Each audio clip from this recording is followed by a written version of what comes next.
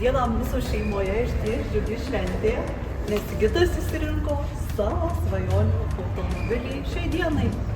Ir jisai tiesiog jau šiandien iškeliaus pas mus į namus. Rodyk, labai gražus rakto pakabukas. Ir tikrai sutapo, kad šią savaitę ir Valentino dieną.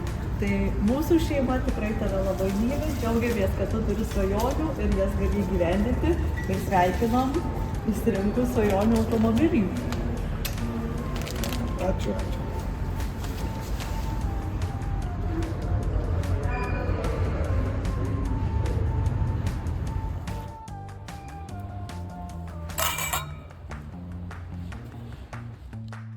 Nu ką, draugas, sveikinu tave įsigijus savo svajonių automobilį.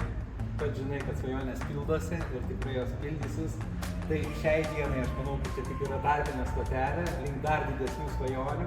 Na, o kad kaip mūsų kelininkai sako, kad žiema neužkluptų tavęs kitais metais nedaugai, tai koks automobilis be žmotelės. Tai va, ačiū tau, kad esi ir kad parodė šitą kelią. Taigi, mielieji, visi mes turim galimybės su Forever svajoti ir turėti šitokį ir dar geresnį automobilį. Taip, kad Sigitai, ačiū tau, kad esi, sveikinu. Ačiū.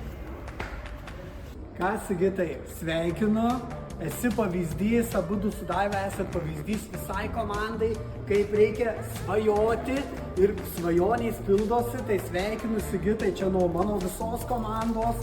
Šampanas, šausim, aplaistysim šitą gražuolį. Ir ką, su Forever viskas įmanoma. Jeigu gali Sigitas, galvoji, kad tu negali. Pamąstyk, aišku, kad gali. Tai Sigitai, sveikinu ir einam bučiuot šitą gražuolę. Sveiki visi. Žinokit, kad svajonės pildosi. Ir Foreveris tas svajonės leidžia gyvendyti, kadangi Foreveris sutikė tokią galimybę, duoda automobilio planą, o mes jį šįmet įvykdėm ir aš išsirinkau nuostabų automobilį, už kurį sumokės Foreveris. Ačiū Foreveriui.